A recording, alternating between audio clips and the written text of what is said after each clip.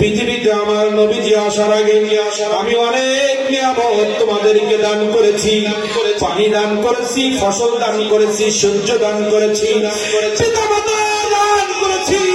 যে পিতামাতা শিশুকাল, শৈশবকাল, যৌবনকালে তোমাদেরকে সাহায্য করে, আমি মায়ের পেটে দুইটা ভাই দিয়েছি। এক ভাই বিপদে পড়লে আরেক ভাই উপকার করবে। আমি তোমাদেরকে বোন দিয়েছি, বাবা মা বিরুদ্ধ হলে বোনে সেবা করবে, সন্তান সেবা করবে। পৃথিবীর জমিনে আমি তোমাদেরকে ক্ষমতা দিয়েছি, যে ক্ষমতা ব্যবহার করে মানুষকে বাস দিবা, তাই না? আবার মানুষের উপকার করে। দিক তো দুইটা। সবকিছু পৃথিবীতে তোমাকে দিয়েছি বান্দা। ব্যবসা দিলাম, চাকরি দিলাম, ক্ষমতা দিলাম, টাকা দিলাম, জমি দিলাম, ক্ষেত দিলাম, ফসল দিলাম, বাবা মা দিলাম, স্ত্রী দিলাম, সন্তান দিলাম, রক্তের ভাই দিলাম, প্রতিবেশী দিলাম, কত বাহাদুরি পৃথিবীতে তোমাদেরকে দিলাম। লক্ষ কোটি নিয়ামত পৃথিবীর জমিনে এক পাল্লায় রেখে দাও, আরেক পাল্লায় আমার নবীজিকে উঠাও, নবীজির পাল্লা ভারী হয়ে যাবে।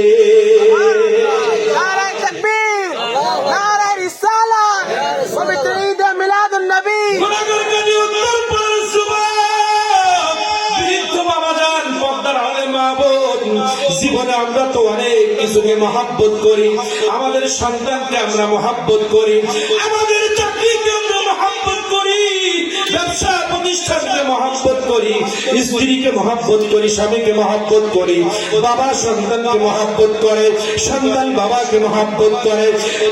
একটা মানুষ চাকরিকে ভালোবাসে, ব্যবসাকে ভালোবাসে, পৃথিবীর প্রতিবেশীকে ভালোবাসে, চায়ের দোকানে বসা ভালোবাসে, মসজিদে বসা ভালোবাসে, করতে ভালো লাগে, ঘেরের ব্যবসা করতে ভালো লাগে, ধানের ব্যবসা করতে ভালো লাগে, রনের ব্যবসা করতে ভালো লাগে, পৃথিবীতে সব কিছু, রাজনীতি করতে ভালো লাগে, তোমার রাজনীতি করতে ভালো লাগে, দেশ পরিচালনা করতে ভালো লাগে, প্রশাসনের চাকরি করতে ভালো লাগে, ডিসিএসপি, ওসিএমপি, মন্ত্রী, প্রধানমন্ত্রী হইতে ভালো লাগে। পৃথিবীতে সব কিছু আমি তোমাদেরকে ভোট দখলের জন্য দিয়েছি, কিন্তু সব কিছু তুমি এক পাল্লায় রাখো, আর আমার নবী মুহাম্মদুর রাসূলুল্লাহকে এক পাল্লায় রাখো, আমার নবী মুহাম্মদুর রাসূলুল্লাহর ওজন ভারী হয়ে যাবে।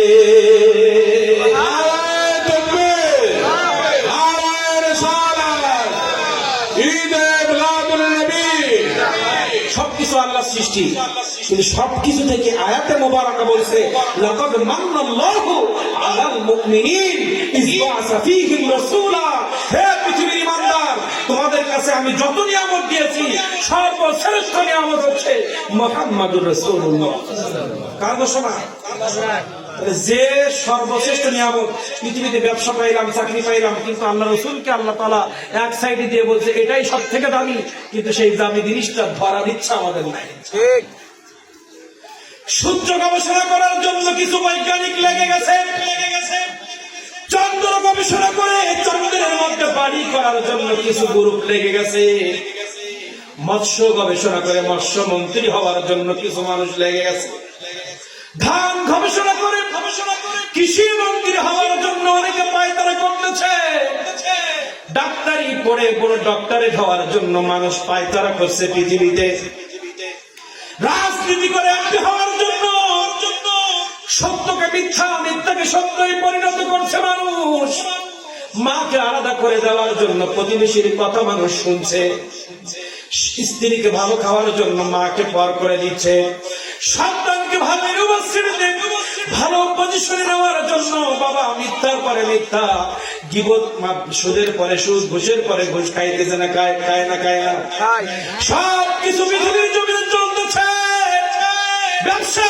চলতেছে, রাজনীতি চলতেছে, চাকরি চলতেছে, ঘের চলতেছে, ফসল চলতেছে, চাঁদ সমুদ্র গবেষণা চলতেছে, কিন্তু আল্লাহ তাআলা বললেন সবকিছু গবেষণা তুমি করছো পৃথিবীতে পদের জন্য, তোমাকে বড় বৈজ্ঞানিক বলবে, তোমাকে ডাক্তার বলবে, তোমাকে এমপি বলবে, তোমাকে মন্ত্রী বলবে, তোমাকে জাজ বলবে, তোমাকে উকিল বলবে, তোমাকে বড় বক্তা বলবে, তোমাকে ইমাম সাহেব বলে সালাম দিবে, তোমাকে অনেক মানুষ শ্রদ্ধা করবে। এজন্য পৃথিবীর বিভিন্ন পদের মাধ্যমে তোমরা কেউ বক্তা হচ্ছ, কেউ ইমাম হচ্ছ, কেউ ইঞ্জিনিয়ার হচ্ছ, কেউ ডাক্তার হচ্ছ, কেউ কৃষিমন্ত্রী, প্রতিমন্ত্রী, বাণিজ্যিক মন্ত্রী, রেলমন্ত্রী, সড়ক মন্ত্রী, বিভিন্ন পদে তোমরা যাচ্ছ। কিন্তু শুনে রাখো, সব পদ আমি দিয়েছি, কিন্তু সব পদের মধ্যে রহমত যিনি দিবেন তিনি হচ্ছে মুহাম্মদুর রাসূলুল্লাহ। যেটা সব থেকে বড় নিয়ামত, সেটা বাদ দিয়ে আমরা লক্ষ কোটি নিয়ামত নিয়ে পৃথিবী জয় করার জন্য ব্যস্ত হয়ে গেছি।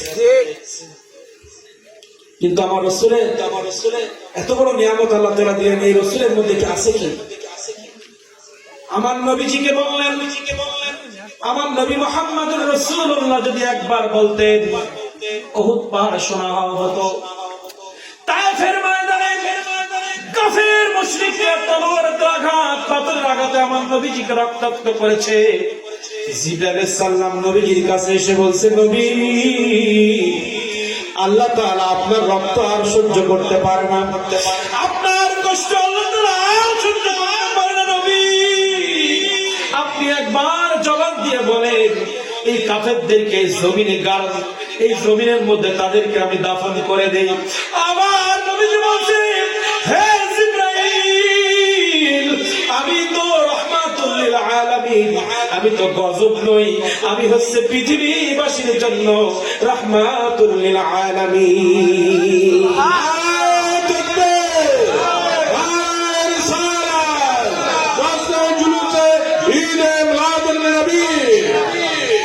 আবু জেহেল শুধুমাত্র দ্বীন প্রচারে বাধা সৃষ্টি করার জন্য, কালেমার দাওয়াত বন্ধ করার জন্য, কোরআন মাজিদের প্রচার বন্ধ করার জন্য, ইসলামের প্রচার বন্ধ করার জন্য কোটি কোটি লক্ষ মিলিয়ন মিলিয়ন ডলার অর্থের অফার আমার নবীকে দিয়েছে। মক্কা মদিনার সুন্দরী সুন্দরী যুবতী মহিলাদেরকে ঘরের সুখ আদায় করার অফার দিয়েছে, বহু টাকার অফার দিয়েছে। কিন্তু আমার আল্লাহ রাব্বুল আলামিন, আল্লাহ রাব্বুল আলামিনের কোরআন, আল্লাহ রাব্বুল আলামিনের মনোনীত ধর্ম ইসলামকে বাস্তবায়ন করার জন্য, দ্বীনকে সমাজের মধ্যে প্রতিষ্ঠা করার জন্য সমস্ত বাতিলকে লাথি মেরে আল্লাহর হুকুমতকে তিনি বেছে নিয়েছে। আজকে সেই নবীর উম্মত আমরা। আমার নবী চাই কি? আমার নবীজি চাই তুমি মুসলমান দাড়িটা রেখে দাও। আমার নবীজি চাই, হে আমার উম্মত নারী সকল, আমার আল্লাহর বান্দি, তোমরা বোরকাটা পরো, স্বামীর খেদমত, শ্বশুর শাশুড়ির খেদমত করো, তোমার সন্তানদেরকে তুমি সুশিক্ষায় শিক্ষিত করো। নামাজ রক্ত হলে তুমি তোমার সন্তানকে মসজিদের মধ্যে পাঠাও, তোমার সন্তানকে কোরআন হাদিস শিখার জন্য মক্তবের মধ্যে পাঠাও।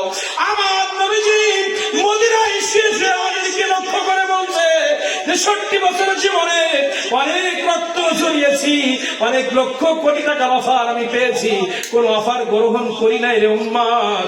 তোদেরকে জান্নাতে নেওয়ার জন্য জীবন বাজি রেখে আমি যুদ্ধের ময়দানে পরিচালনা গিয়েছি, যুদ্ধের ময়দানে গিয়ে আমি দান শহীদ করেছি, যুদ্ধের ময়দানে গিয়ে আমি রক্ত ঝরিয়েছি, কিন্তু বাতিলের কাছে আমি আপোষ করি নাই রে উম্মত। ওদের জন্য রেখে গেলাম কোরআন, রেখে গেলাম সুন্নাহ। আমার সুন্নতের আমল তোরা পৃথিবীতে করবি, আমি মদিনায় সেটা দেখতে চাই। কি করছে আমরা? সব দুনিয়ার লক্ষ কোটি সম্পদের মধ্যে এক একজন এক একটা বেছে নিয়েছে। কেউ ঘের, কেউ ধান, কেউ ফসল, কেউ চাকরি, কেউ রাজনীতি, সব তো আল্লাহ দিয়েছে। রাজনীতি আমার নবীজি করছে না? আল্লাহর পক্ষ থেকে যা কিছু আমার নবীজি ৬৩ বছর জীবনে আমার নবীজি যা কিছু পৃথিবীতে করেছেন সব আল্লাহর হুকুমে করেছে। রাজনীতিও করেছেন, ব্যবসাও করেছেন, সংসার করেছেন, আবার প্রতিবেশীর সাথে চলেছেন, আবার তিনি সেনাপতি ছিলেন, তিনি নিজের জুতা নিজের সেলাইও করেছেন। পৃথিবীর জমিনে আমার পায়ে অ্যাক্সিডেন্ট তো একটু খেলা ব্যথা করতেছে, অ্যাক্সিডেন্ট করছিলাম, এখন একটু ব্যথা আছে। পৃথিবীর জমিনে মুসিকের জন্য পৃথিবীর মানুষ ছোট চোখে না দেখে নিজের জুতা সেলাই করে তিনি মুসিদেরকে সান্ত্বনা দিয়েছে। শ্রমিক হয়ে কেউ গার্মেন্টসে চাকরি করবে, কেউ বিভিন্ন কোম্পানিতে শ্রমিক হবে, কেউ শ্রমিক হয়ে তার মানুষজন তাকে বলে না সেই গার্মেন্টসে চাকরি করে না শিক্ষায়, কিন্তু আমার নবীজি শ্রমিক হয়ে কিয়ামত পর্যন্ত শ্রমিকদের ইজ্জত আকাশ তৈরি করেছে। সুবহানাল্লাহ। পৃথিবীতে কোনো কাজ ছোট নয়। একজন দারোয়ানের যেমন মর্যাদা, একজন জুতো সেলাই করে তার রসুল ইজ্জত দিয়েছেন। নিজে স্ত্রীর কাজের সহযোগিতা করে, স্ত্রীর সম্মান মর্যাদা আল্লাহ আকাশ তৈরি করে দিয়েছে রসুলের মাধ্যমে। সুবহানাল্লাহ। নবীজি যুদ্ধের ময়দান থেকে দাওয়াতের কাছ থেকে বাড়িতে এসে আয়েশা রাদিয়াল্লাহু তাআলা আনহার সাথে কাজের সহযোগিতা করেছেন। বাইরে থেকে কষ্ট করে এসে বলে নাই রান্না রেডি হয়েছে, গালিগালাজ করে নাই। আয়েশা তুমি হাতে কষ্ট করো, বাড়িতে দাও আমাকে একটু শরীক করো, আমি একটু তোমার কাজের সহযোগিতা করি। আর আমরা বাড়ি থেকে গিয়ে বলে পিটাই, ঠিক না নাকি? ঠিক। এত কি কষ্ট আমরা করি। আমার নবীজি ক্ষুধার যন্ত্রণায় পেটে পাথর বেঁধেছেন, সেই পাথর নিয়ে বাড়িতে এসে স্ত্রীর কাজের সহযোগিতা করেছেন। সুবহানাল্লাহ। আর আমরা তো 3 বেলা না খেয়ে বাঙালি। এই বাংলাদেশের এমন কোন একজন ভিক্ষুক নাই যে 3 বেলা না খেয়ে আছে। 3 বেলা খাচ্ছি, বাবা মার কষ্ট দিচ্ছি। 3 বেলা খাবার খেয়ে স্ত্রীর সহযোগিতা নাই, সন্তানের সহযোগিতা নাই, বাবা মার পাশে বসার সময় নাই। আর নবীজি দিনের পর দিন না খেয়ে প্রতিবেশীর খেদমত করেছেন, বাবা মার খেদমত করেছেন, স্ত্রীর খেদমত করেছেন, সমগ্র পৃথিবীর মানুষের খেদমত তিনি করে গিয়েছেন। এজন্য আমরা যাই করি সবকিছু থেকে আমার নবীজি যে শ্রেষ্ঠ নিয়ামত এটা বুঝলাম কোরআন থেকে, বুঝতে পেরেছি। আমার নবীজিকে আমাদের জীবনের থেকে বেশি ভালোবাসতে হবে সূরা আহজাব থেকে, এটা আমরা জানতে পেরেছি কিনা? কথা বলেন, একটু কথা বলেন বাবা। সূরা আহজাব থেকে আন-নাবিয়্যু আওলা বিল মুমিনিনা মিন আনফুসিহিম, আমার জীবনের থেকে আমার নবীকে আমরা যে বেশি ভালোবাসবো এর দলিল পেয়েছি কিনা? আল্লাহ কদ মান্নাল্লাহ সূরা আলে ইমরান থেকে আমরা যেটা দলিল দিয়েছি সেটা হচ্ছে পৃথিবীতে যত সৃষ্টি আল্লাহ তাআলা করেছেন সব সৃষ্টির শ্রেষ্ঠ আকর্ষণ নবী মুহাম্মদুর রাসূলুল্লাহ সাল্লাল্লাহু আলাইহি ওয়াসাল্লাম। কি কথা বলবো? চরিত্র, ওয়া ইন্নাকা লাআলা খুলুকিন আযীম। সুবহান। পৃথিবীতে আমরা বিভিন্ন চরিত্রবান মানুষ খুঁজি, আমার আল্লাহ তাআলা বলছে পৃথিবীতে আমার নবী মুহাম্মদুর রাসূলুল্লাহ বাদে কারো চরিত্রের ব্যাপারে কোনো সার্টিফিকেট নাই। কারো চরিত্রের ব্যাপারে কোনো সার্টিফিকেট নাই। তুমি চরিত্র শিখবা নবী মুহাম্মদুর রাসূলুল্লাহর জীবনের থেকে শিখো। আমি কোন উত্তম আদর্শ করে পৃথিবীর কোন নবীকে বলি না উত্তম আদর্শ দিয়েছি, পৃথিবীর কোন মানুষকে আমি উত্তম আদর্শের সার্টিফিকেট আমি দেই নাই। একজনকে উত্তম আদর্শের সার্টিফিকেট দিয়ে পৃথিবীতে পাঠিয়েছি, সেটা লাকাদ কানা লাকুম ফি রাসূলিল্লাহি উসওয়াতুন হাসানাহ। সুবহানাল্লাহ। নবী মুহাম্মদুর রাসূলুল্লাহ জীবনে একটা কদম আমরা ফেলতে পারবো না আমার নবীজি ছাড়া। কোন কদমে বরকত হবে না। এবার আসেন একটু স্বাভাবিক ব্যাখ্যা করে আমি সামনে আগাবো। আপনি যদি বলেন 12টা 1টা মধ্যে চলবে, কোনো সমস্যা নেই, বন্ধ হবে না মুখ, কিন্তু 11টার মধ্যে শেষ হবে, সমালোচনা হবে, ঠিক কিনা? 11টা বেজে গেছে, মিলাদ শরীফ হবে। আমরা চেষ্টা করি যে কিছু নেওয়ার মতো আলোচনা, ঠিক কিনা?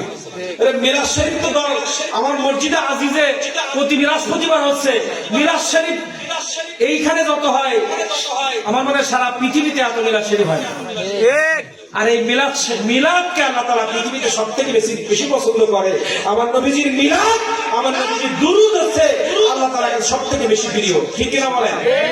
সবসময় চালু আছে আমাদের, কিন্তু মাঝে মধ্যে কিছু দিক নির্দেশনামূলক আমার নবীজির মিলাদ কেন পৃথিবীতে হয়েছে, কি করে গেছেন আমার নবীজি, আমাদের করা কি করণীয় এটা সম্পর্কে জানা দরকার আছে না? অবশ্যই দরকার আছে। এজন্য আল্লাহ তাআলা বললেন পৃথিবীর সব থেকে আমার নবীকে কেন শ্রেষ্ঠ নিয়ামত বললাম জানো? তুমি যদি আমার নবীজি পৃথিবীতে শিশু, যুবক, ভালো করে এখানে ছোট বাচ্চাদের থেকে শুরু করছে, শিশু, যুবক, বৃদ্ধ, ব্যবসা, চাকরি, ব্যক্তি জীবন, পারিবারিক জীবন, সামাজিক জীবন, মৎস্য, কৃষি, ডাক্তারি, ইঞ্জিনিয়ারিং, বিজ্ঞান, বায়োলজি, পদার্থ, যা কিছু পৃথিবীতে আছে সব কিছু আমার আমার নবীজি এই পৃথিবীতে রেখে গেছেন। আজকে আমার নবীর জীবনী গবেষণা করে, আমার নবীজির সুন্নাহ গবেষণা করে ডাক্তারি করছে, ঠিক না? আমার নবীজির সুন্নাহ গবেষণা করে পদার্থ বিজ্ঞান নিয়ে তারা বড় বৈজ্ঞানিক হয়েছে। সবকিছু 1500 বছর আগে আমার নবী মুহাম্মদ রাসূলুল্লাহ সাল্লাল্লাহু আলাইহি ওয়াসাল্লাম রেখে গেছেন। এখন প্রত্যেকটা সেকশনে যদি নবীকে হাজির নাজির রেখে আমরা কাজ না করি, কোনো বরকত হবে না। কারণ আল্লাহ তাআলা বললেন, সূর্য সৃষ্টি করেছে আমি মালিক, আমি চন্দ্র সৃষ্টি করেছি মালিক আমি, আসমান সৃষ্টি করেছি মালিক আমি যত জান্নাত সৃষ্টি করেছি সব জান্নাতের মালিক আমি। পৃথিবীতে আমি যত পানি সৃষ্টি করেছি তোমাদের পিপাসা মেটানোর জন্য সব পানির মালিক আমি আল্লাহ। পৃথিবীতে যত সমুদ্র দিয়েছি সব সমুদ্রের মালিক আমি আল্লাহ। পৃথিবীতে যত মাছ দিয়েছি সমস্ত মাছের মালিক আমার আল্লাহ রাব্বুল আলামিন বললেন, বান্দা পৃথিবীর সব সৃষ্টির রব আমি আল্লাহ। আসমান বলো, জমিন বলো, গ্রহ নক্ষত্র, মাটির নিচে, মাটির আসমানের উপরে, সব সৃষ্টির মালিক আমি আল্লাহ রাব্বুল আলামিন। আলহামদুলিল্লাহি রাব্বিল আলামিন। পৃথিবীর সব কিছুর রব আমি আল্লাহ।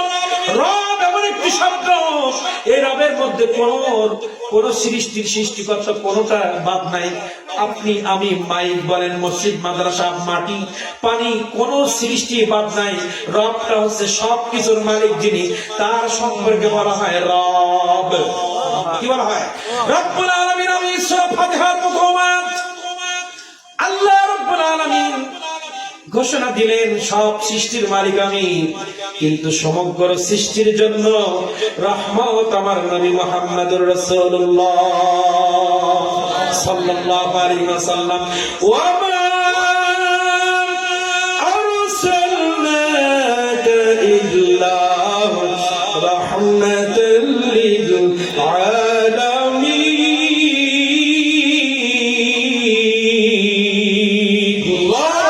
আমি যদি দাড়ি সেভ করে রাস্তা দিয়ে হাঁটি আর দাড়ি মুখে নিয়ে হাঁটি, দুইজনের পার্থক্য আছে না নাই? সামাজিক ভাবে খেয়াল করেন, দাড়ি কাটা আমার নবীজির সুন্নতের বাইরে। নবীজি বারবার বলেছেন দাড়িতে বেশ, দাড়ি ছেড়ে দাও, গোপটা ছোট করো। কিন্তু দাড়ি রাখলে ইজ্জত আছে না নাই? কিন্তু মুখের মধ্যে রহমত দিল আমার নবীর সুন্নাত। এই মুখের মালিক আমার আল্লাহ, কিন্তু এই মুখের মধ্যে নুরানি চেহারা, আর এই মুখ দেখে মানুষ সেলুট দেবে তখন আমার নবীর সুন্নত মুখে আসবে যখন। তাহলে মুখের মালিক আমার আল্লাহ, কিন্তু মুখের মালিক আল্লাহ এই মুখটা বরকত দিয়ে ভরপুর করে দিয়েছেন আমার নবীর সুন্নাত। মা বোনদেরকে বলছি, আমার কোন যুবতী বোন, মা, যদি রাস্তা দিয়ে আপনি পুকুরের মধ্যে 5 জন মহিলা গোসল করতেছেন, পুরুষ মানুষ হেঁটে যাচ্ছে, আপনাদের কাছে প্রশ্ন করি, আপনি যদি একটা 4 দেওয়ালের মধ্যে পর্দা করা, এই পর্দার মধ্যে আপনি গোসল করলেন, এলাকার কেউ আপনাকে দেখতে পেল না, আর এখানে আপনি গোসল করলেন, সবাই আপনার চুল দেখলো, বুক দেখলো, সমস্ত শরীর দেখলো।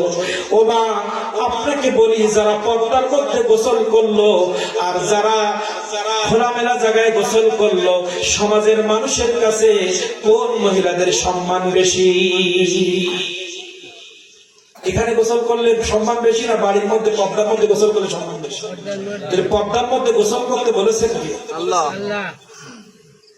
পর্দার মধ্যে গোসল করতে বলেছেন আল্লাহ, বলেছেন আমাদের জানিয়েছেন কে? নবী মুহাম্মদ রাসূলুল্লাহ। সুন্নাত মানে আপনাকে ইজ্জত দিয়ে সমাজের মানুষ আপনাকে ইজ্জত দিবে, আল্লাহ আপনাকে ইজ্জত দিবে। বোরকা পড়তে বলেছেন কে? আল্লাহ নবী। একজন চুল খেলায় মেকআপ করে রাস্তা দিয়ে চলছে, আর একজন মা বোন বোরকা দিয়ে চলছে। আপনারা বলেন, ওনাদের কাছে শুনবো না, আপনারা বলেন বেপর্দায় চলা আর পর্দায় চলা কোনটা ভালো? পর্দা নবীর সুন্নাহ, রহমত দিল কে? বেপর্দায় সেও আল্লাহর বান্দা আর পর্দাশীল সেও আল্লাহর বান্দা, কিন্তু পর্দা পড়ার কারণে ইজ্জত বাড়িয়ে দিল। এই পর্দাটা পড়তে বলেছেন কে? এইভাবে মিলাবেন ব্যক্তি জীবন থেকে শুরু করে ব্যবসা, আল্লাহ তাআলা কেন বললেন পৃথিবীর সব থেকে আমার নবী শ্রেষ্ঠ? একথা এজন্য বলেছেন, নবীর আদর্শবাদ দিয়ে আপনি চাকরি করলে শয়তান হস্তক্ষেপ করে আপনাকে ঘুষ খাওয়াবে। ঠিক। খুব ভালো করে বুঝবেন, আপনি নবীর আদর্শ না মেনে যদি ব্যবসা করেন সেখানে ভেজালের আশঙ্কা আছে, আর নবীকে জেনে ব্যবসা করলে ভেজাল দিতে পারবেন না। তাই ব্যবসায় বরকত দেবে আমার নবীর সুন্নাহ। চাকরির মধ্যে যদি আপনি নবীর স্মরণ বাদ দিয়ে আল্লাহ জিকির বাদ দিয়ে ব্যবসা করেন, শয়তান এসে বলবে ঘুষের ফাইলে সই কর, সই কর, সই কর, সই কর। আপনি সই করবেন, জাহান্নামে যাবেন, দুনিয়ায় ঘুষখোর হিসেবে পরিচিত হবে। ঠিক। তাহলে ঘুষ থেকে বাঁচালো কে? আমার নবী মুহাম্মদ রাসূলুল্লাহ। চাকরি চেয়ারে রহমত দিল কে? চাকরি চেয়ারের মালিক আল্লাহ, কিন্তু নবীর পদ্ধতিতে চাকরি করার কারণে এই চাকরির মধ্যে বরকত দিয়েছে, নবীর কারণে না। এজন্য আল্লাহ তাআলা বলছে সব কিছুর মালিক আমি আল্লাহ, কিন্তু প্রত্যেকটা জায়গায় রহমত দিবে আমার নবীর সুন্নাহ। সুবহানাল্লাহ। আরজ করলাম না, কারণ প্রত্যেকটা জায়গায় এভাবে মিলাতে হবে। এই রাস্তার মালিক আল্লাহ, কিন্তু এই রাস্তাতে আপনি নবীর সুন্নাহ মোতাবেক চলবেন, এই রাস্তা আপনার পক্ষে আসবে। আর এই রাস্তায় নবীর সুন্নাহর আমল থাকবে না, কিয়ামতের ময়দানে রাস্তা আপনার আমার বিপক্ষে যাবে। রাস্তায় চলতে গেলে আমার নবী বলেছেন সুবহানাল্লাহ, আলহামদুলিল্লাহ পড়ো, আমার নবীর উপরে দুরূদ পড়ো, তাহলে এই রাস্তা আপনার আমার পক্ষে আল্লাহর কাছে ক্ষমা চাইবে। এই রাস্তার জবান আছে, আমরা বুঝতে পারি না। ঠিক। তাহলে নবীর সুন্নাহ আসবে যেখানে, রহমত আসবে সেখানে। সব কিছুর মালিক আল্লাহ, কিন্তু প্রত্যেকটা জিনিস রহমত দিবে আমার নবীর সুন্নাহর কারণে। মা বোনরা যারা আছেন সকলকে উদ্দেশ্য করে বলি, আমাকে বলা হয়েছিল একটু পর্দা রস করতে, কিন্তু পর্দার আয়াত করতে গিয়ে দেখি পুরুষের পর্দার কথা আল্লাহ আগে বলেছে। কি বলেছে? কুল্লিল মুমিনিনা ইয়াগদুদনা মিন আবসারিহিম। আল্লাহ তাআলা বলছে মহিলার আগে পুরুষ পর্দা করো, মহিলারা বেপর্দায় চলতে পারে রাস্তা দিয়ে, কিন্তু তুমি তাকাই না। তুমি কি করি না? তাকাই না, লজ্জা স্থানটাকে একটু হেফাজত করো। কি করো? লজ্জা স্থানকে হেফাজত করো। রাস্তা দিয়ে বেগানা মহিলা যেতেই পারে, আমি তাকাবো? আমাকে হেফাজত হতে হবে। মা বোনদের বলেছেন পর্দা তিনটা, পুরুষের বলেছেন দুইটা। প্রথম আছে চোখের হেফাজত, দ্বিতীয় লজ্জাস্থান। পুরুষ মহিলাদের হচ্ছে লজ্জাস্থান, চোখ এবং সৌন্দর্য, তিনটা। আমরা ভালো করে খেয়াল করবেন, আপনাদের পর্দা তিনটা। একটা হচ্ছে চোখ, আর একটা হচ্ছে লজ্জাস্থান, আর একটা হচ্ছে সৌন্দর্য। এখন বুকের সৌন্দর্য থাকে, মুখের সৌন্দর্য থাকে, প্রত্যেকটা সৌন্দর্য আপনাকে ঢেকে রাখতে হবে। এই সৌন্দর্য দেখে যেন অন্য পুরুষ আপনার পরে আকৃষ্ট না হয়। ঠিক। এখন কিভাবে আপনার কোথায় সৌন্দর্য, আপনি মা বোন আবার যুবতী বোনেরা আপনারাই ভালো জানেন আপনার সৌন্দর্যটা কোথায়। কিন্তু এখন দেখা যায় সৌন্দর্য ঢাকতে বললেন আল্লাহ, আর মা বোনরা দেখা যায় যে জায়গায় সুন্দর বেশি সেটা আগলা, সেটা খোলামেলা রাখা বেশি। ঠিক। ঠিক না? ঠিক। কিন্তু সৌন্দর্য যেখানে দেখবেন আমার শরীরের ভিতরে যে যে জায়গায় সৌন্দর্য আল্লাহ বেশি দিয়েছে ওইটা ঢাকতে বলেছেন বেশি। এটা করবেন, ফিতনা সমাজে হবে না। এজন্য আমরা সকলেই আজকে আর বেশি আলোচনা করতে পারলাম না, সময় হয়ে গেছে। আশপাশে আরো অনুষ্ঠান হবে, সেখানে আরো আলোচনা হবে। আজকে অনেকগুলো সবক দেওয়া হয়েছে, সূরা হাশর, আয়াতুল কুরসি, সুবহানাল্লাহ, আলহামদুলিল্লাহ, লা ইলাহা ইল্লাল্লাহ, আল্লাহু আকবার প্রতি ফরজ নামাজের পরে। এবং প্রত্যেকটা জায়গায় রহমত হবে তখন আমার নবীর সুন্নাত আসবে যখন। আমরা আমাদের জীবনটা নবীর সুন্নাত দিয়ে যদি ভরতে পারি, আমার জীবনটা আল্লাহ তাআলা বরকত দিয়ে ভরে দিবেন।